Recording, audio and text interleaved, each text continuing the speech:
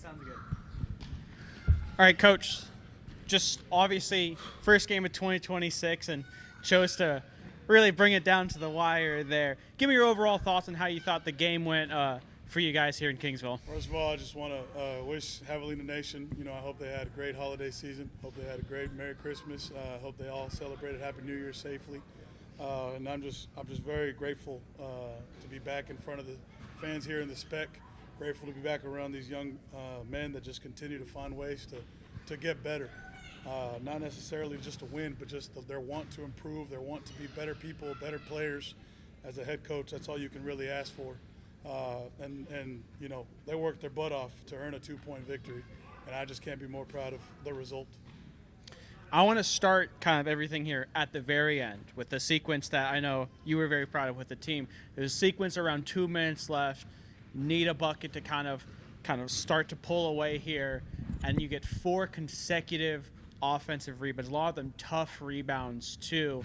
What does that, as a coach, what does that say to you about your team in that moment? Yeah, it just goes back to, we left a break with a sour taste in our mouth of just 50-50 plays that I just didn't think we really made enough of.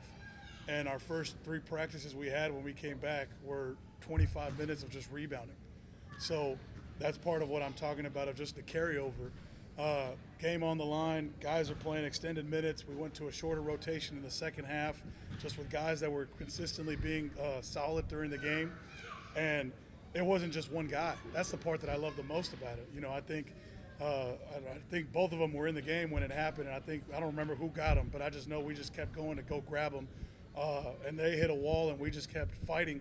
So the resiliency of it, I wish the game would have ended right then and there with that possession. I kept looking up thinking the game was over, but we still had so much time. But it just goes back to what I say. These young men want to continue to find ways to get better, and it has nothing to do with us as the staff. It just has to do with them as young men that want to excel.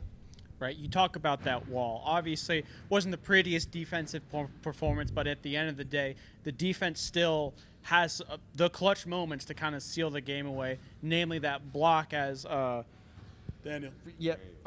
Daniel, the block down got on Michael Jones as he was driving in. To you, again, it wasn't the prettiest defensive performance. They had a very good shooting percentage, scored a lot of points, obviously.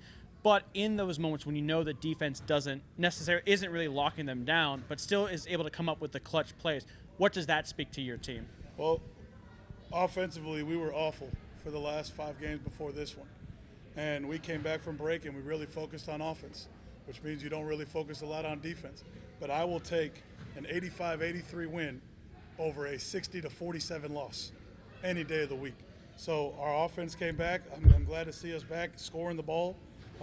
We shot the ball well from the foul line, something we haven't really done. We just missed them at the end of the game. But 20 for 28 from the line, 31 for 70, and we shoot poorly from the three-point line, but we had been struggling to score all over the court.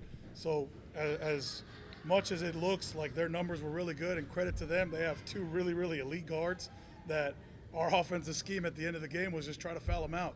That's how good they were. And then, of course, Michael Jones gives us 31. Heck of a ball player down low. So they have that. Cameron is a really, really good team.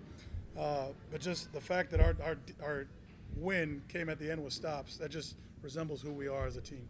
Bryson, this next question is for you here. Career high 27. It seemed like from jump you would just, as I told my caller there in stats, I'm not sure if Omar, Coach Gonzalez overheard me, said he's on one today. Coming back from break, and as Omar said, the offense had been struggling, just to kind of find any rhythm and consistency. Come back, have a 27-point game, score 85 points. How does it feel now to kind of be back here in Kingsville and in the full swing of things in conference play? Man, this is the best feeling in the world. Start off the new year right with a win. I mean, we 3-1 in conference. We just keep improving game by game. We have an opportunity to go 4-1. Playing on Sunday, so it's just a blessing.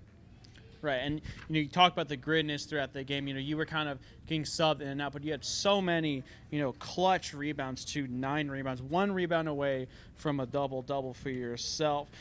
Where does that kind of grittiness in you come from? Right, just to constantly, yes, you're scoring a ton of points, but to make the impact plays on rebounds and on defense.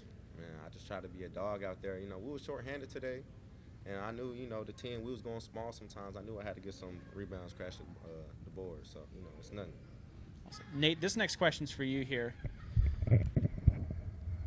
In the second half, you were basically given the task of you're guarding Jordan Mitchell up the floor, and wherever he goes, you're going to follow him. What excites you kind of to be able to say, like, their best kind of ball handler or one of their best ball handlers, it is your job to slow him down? Correct. I mean, what excites me the most is my brothers, my teammates, and then just the coaching staff believing in me, just putting me out there at first and just trusting me with that assignment. I mean, and then just my teammates motivating me every day from practice, starts in practice, Mondays, Tuesdays, Wednesdays, Thursdays, whenever day we play, and then just going out there and just doing my job the best I can and just providing what I could do for the team to win. Right, and you had, the points that kind of put the Javelinas ahead late in the game with that and one. It was kind of a bowling pin situation. A bunch of people are on the ground. You come up with a rebound, get it up there, put the Javelinas up. What was that feeling like, just to hear your teammates, your coach, everyone in the crowd just kind of erupt when you made that layup? It's a dream come true, honestly. I mean, I think who I am. I mean, I'm a hustler, dog. Just go out there, just play my heart out and just try to give everything I can for the team. And I just knew the shot was going up. Coach RC, Coach Clark was on me all day about just rebounding, harping it in film all week. So that's what I did. I got it, and I just went up strong and finished. Coach, this last question's for you here. Bryson mentioned it, you're 3-1 conference play, opportunity to go 4-1 with Oklahoma Christian kind of coming into town. What do you and the team need to do to get ready to take on that Eagles team? First, we need to get healthy. I think we got some banged up bodies. I don't want to say I overdid it, but we needed to come back in. We needed to get whipped into shape, and we went hard. And there's a lot of people that I ask all over the country, different levels, different programs, and I say, how do you handle Christmas? And they say, they got to get their legs back acclimated. They got to get their – I just don't think that's who we are. I don't think that's ever who we've been. I just think we're hardworking guys. We're bucket hat wearers. Put on your hard hat and attack it and go. So, Oklahoma Christian presents a different problem than Cameron, but that's just everybody in the league. There's no two teams that play the same, and that's what I love about this league. I think this league is phenomenal. That Cameron team beat Lubbock Christian, which is one of the best teams in the country. So there's no night off, which means you can't afford to ever relax or take a step back. But, we just got to go back, get healthy, watch film, get ready for Oklahoma Christian on Sunday. But here's one thing that I want to say. Both these gentlemen, to my left and to my right, have struggled at one point this year pretty bad, to where they've both been in Coach O's doghouse. And I've looked at both of them with the same level of focus and love and care, and this is what they respond every time. And the hug just feels so much better because they know it comes with love. I hope they feel like it comes with love, and that's just for everybody in our program. It's just we have to continue to find ways to get better. We have to continue, and I'm so proud of both of them. Bryson has all the stats. Nate doesn't really have anything on the stat sheet, but we don't win without Nate Garcia tonight. And that's 2 games in conference that we don't win without Nate Garcia. And that's just the MO of our program. I don't care who it is. We're going to find the reason, and we're going to spotlight the reasons why we won. And that's why you have these 2 gentlemen right here continuing to find ways to make our program better. And that's all I can ask for as a head coach. All right, thank you so much, Coach. Go Avs.